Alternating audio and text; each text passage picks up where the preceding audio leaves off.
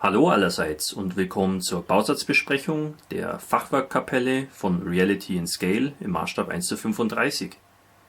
Wenn ihr, so wie ich, auch gerne Dioramen baut, dann werdet ihr sicherlich wissen, wie interessant es sein kann, so kleinere Gebäude in ein Diorama zu integrieren. Das gibt dem Ganzen einfach so das gewisse Etwas. Und der Markt hat da ja mittlerweile auch sehr viel zu bieten von verschiedenen Herstellern. Und da dachte ich mir, ja, es ist wieder mal an der Zeit, dass wir uns sowas mal näher anschauen. Ich konnte in der Vergangenheit schon einige Bausätze von Reality Scale verwenden, war bisher auch immer recht zufrieden damit. Die Auswahl ist auch sehr schön, Detaillierung ist ganz gut. Ja, also ich finde, das ist so ein Hersteller, den kann man eigentlich immer so ein bisschen im Hinterkopf behalten, wenn man eben was Spezielles sucht für ein Diorama. Die Kapelle, wie sie hier dargestellt ist, kann man eigentlich ja für einen großen Zeitraum verwenden. Also ich würde mal sagen, so ab dem 15. Jahrhundert bis heute ist da eigentlich alles möglich. Allerdings ist der Baustil ein bisschen limitierend. Ich weiß nicht genau, wo der dazu passt, aber ich sag mal, nach Italien oder Spanien passt es jetzt nicht so. Auch jetzt hier in Bayern wäre so eine Kapelle doch etwas auffällig. Wir bauen hier eher die Sachen so im Barockstil. Also würde ich mal sagen, regional, wenn ich mich jetzt da festlegen müsste, so Luxemburg, Belgien, Elsass, ja, vielleicht nur Baden-Württemberg oder Rheinland-Pfalz. Aber das wäre es dann auch schon. Also es passt nicht unbedingt so überall in alle Gegenden in Europa. Gut, dann schauen wir jetzt einfach mal rein in die Schachtel. Die Schachtel ist recht klein. War ich ein bisschen überrascht, als ich das bekommen habe. Da hätte ich jetzt schon erwartet, dass das ein bisschen ausladender ist, aber anscheinend passen alle Teile für die Kapelle hier rein. Ja, stabiler Karton. Hier haben wir noch ein bisschen geknülltes Papier als Polstermaterial und dann sehen wir die Bauteile, die bestehen hauptsächlich aus Resin. Also das ist vor allem interessant für den Versand, weil natürlich oft diese Gebäudebausätze, die aus Gips bestehen oder Gießkeramik, doch recht bruchgefährdet sind und man dann oft bloß irgendwelche Brösel erhält. Ja, da ist jetzt das mit Resin ein bisschen besser gelöst. Ja, hier ist so allerlei drin. Ich hole das mal alles raus. Ja, also wie gesagt, die Verpackung ist gut. Die Teile sind an und für sich auch nicht wirklich bruchgefährdet. Hier haben wir eine kurze Anleitung. Ja, wird auch beschrieben, was das für eine Kapelle ist, wie man es zusammenbauen kann. Wird hier in Textform beschrieben. Ja, Bemalung und Abziehbilder. Ja, und das war es auch schon. Also so eine richtige grafische Bauanleitung liegt hier nicht bei. Ja, denke aber auch nicht, dass wir das wirklich brauchen. So kompliziert sieht es nicht aus. Schauen wir uns jetzt noch die Bauteile etwas näher an, denn hier gibt es viel zu sehen. Das hier ist jetzt der Eingang. Und da fällt schon mal gleich auf, wir haben hier ein bisschen Fischhaut, aber ja, das fällt ja schon fast von allein ab. Also ein bisschen versäubern muss man hier schon. Hier unten den Gussblock abtrennen, aber das sind ja hier die üblichen Arbeiten. Wir sehen hier schön die Ziegelstruktur. Die können vielleicht ein bisschen ausgeprägter sein, aber an und für sich sieht es sehr natürlich aus. Hier die Holzbalken vom Fachwerk zeigen auch eine leichte Holzmaserung. Nicht zu viel, nicht zu wenig. Oft wird es ja auch ein bisschen so übertrieben.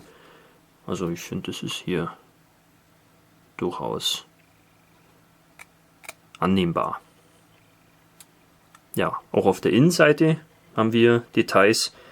Das ist der Vorteil bei so Resin-Gebäuden.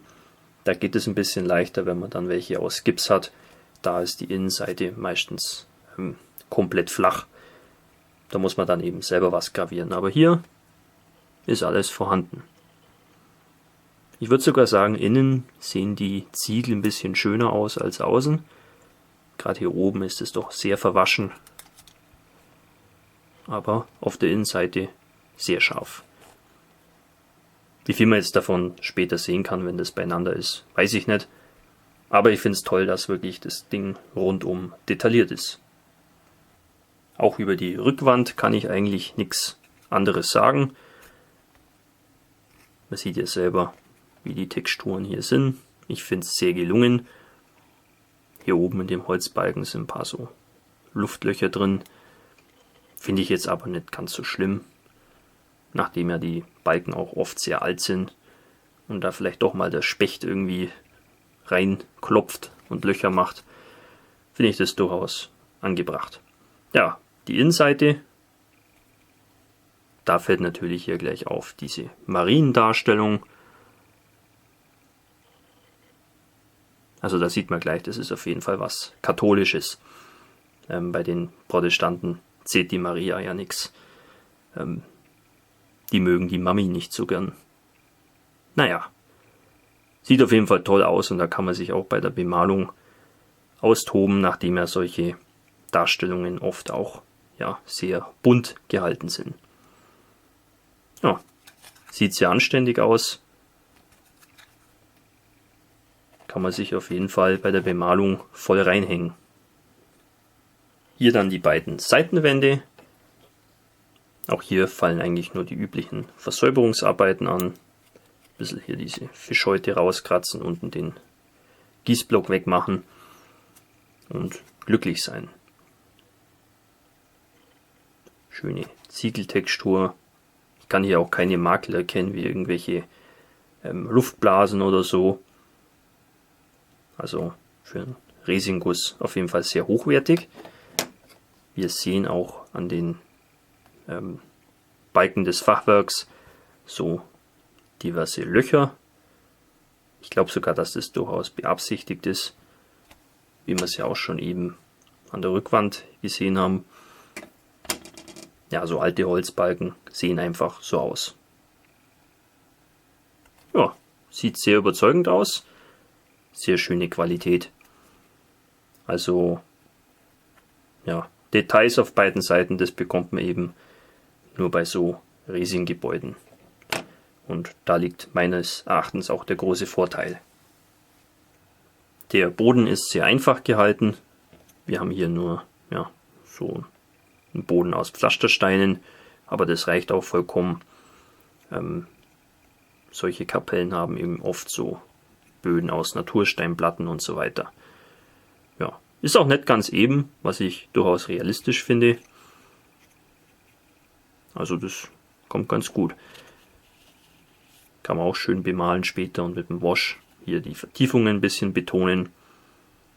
Also ja, das Zusammenbauen sollte jetzt nicht so aufwendig sein, aber bei der Bemalung kann man da sehr viel Zeit und Liebe investieren.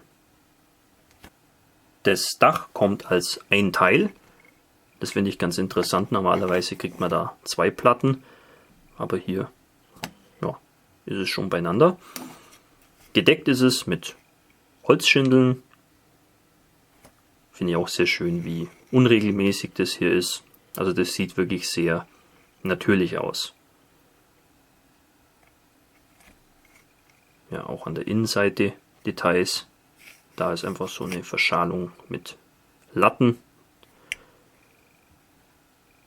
Es sind auch so kleine ja, Löcher angedeutet, wo dann eben die Nägel reingeschlagen wurden. Also da wurde mit den Details auf jeden Fall nicht gegeizt. Ja, und zur Passgenauigkeit kann ich jetzt nicht so viel sagen, aber wir halten das mal hier so ran. Ja, also da gibt es nichts zu meckern. Das andere Teil auch gut. Also da denke ich,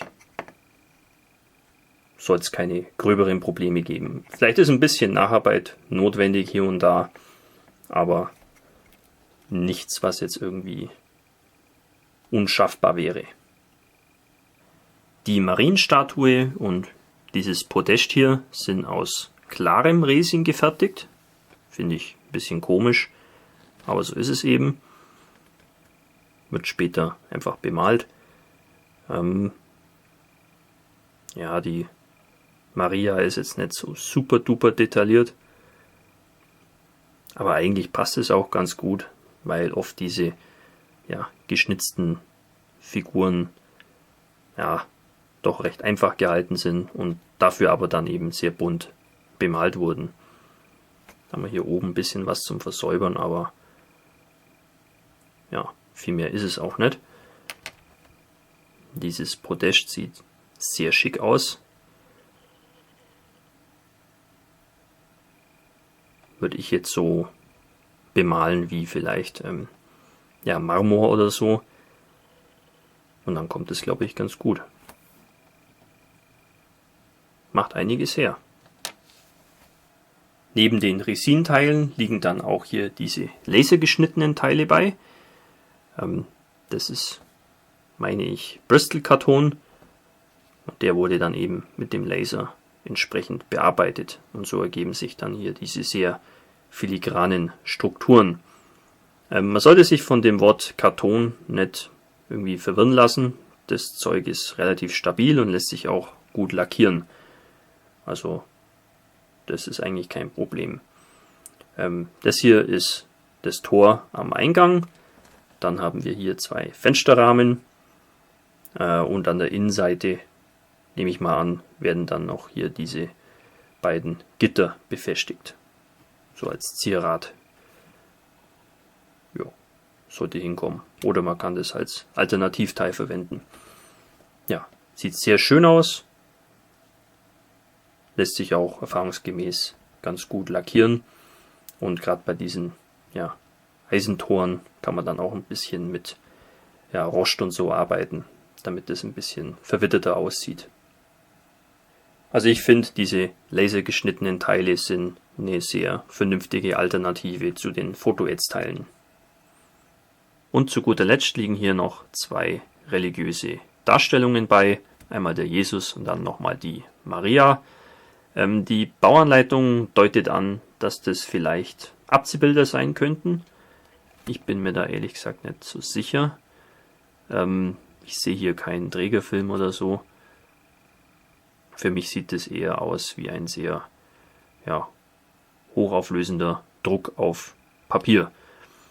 Aber vielleicht sind es Abziehbilder, ich weiß es nicht. Das müssen wir irgendwann mal rausfinden. Auf jeden Fall ist der Druck sehr schön. Ob man das jetzt für die Kapelle verwenden muss, weiß ich nicht. Mir reicht eigentlich die Ausstattung schon. Aber es liegt auf jeden Fall bei. Alles in allem bin ich von dem Bausatz ziemlich beeindruckt.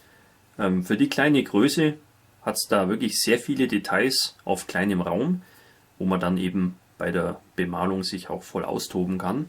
Wir haben eine vollständige Innenausstattung mit allen Details, selbst in Bereichen, die später überhaupt nicht mehr sichtbar sind. Also das ist was jetzt nicht jeder Hersteller einem bietet. Wenn ich die Kapelle irgendwann mal bauen werde, dann möchte ich da noch ein paar Kleinigkeiten hinzufügen. Das ist aber jetzt keine Kritik am Bausatz, sondern einfach nur, was ich mir da noch vorstelle, was dazugehören würde. Und zwar würde ich auf jeden Fall im Innenraum ein paar Blumen platzieren, in irgendwelchen Vasen. Vielleicht noch eine kleine Bank dazu, in irgendeiner Art und Weise. Und natürlich, was eigentlich total wichtig ist, ein Weihwasserbecken gehört auch noch dazu. Also das wären noch so ein paar Kleinigkeiten, wo man gestalterisch noch ein bisschen selber Hand anlegen kann. Preislich liegt der Bausatz ungefähr bei 24-25 Euro. Da war ich am Anfang ein bisschen skeptisch. Ich hatte den Bausatz länger in Beobachtung und war mir eben nicht sicher, ob der wirklich 25 Euro wert ist. Jetzt, wo ich eben den Bausatz vor mir liegen hatte und gesehen habe, was drin ist, wie die Details ausschauen und so weiter, finde ich, dass der Preis wirklich durchaus gerechtfertigt ist. Also da wird man eigentlich nicht über den Tisch gezogen. Also von dem her finde ich das eigentlich ganz okay fürs Gebotene. Gut, das wäre es auch wieder für diese Bausatzbesprechung. Ich hoffe, euch hat es gefallen und wir sehen uns wieder im nächsten Video. Euer Hamid Kabakas.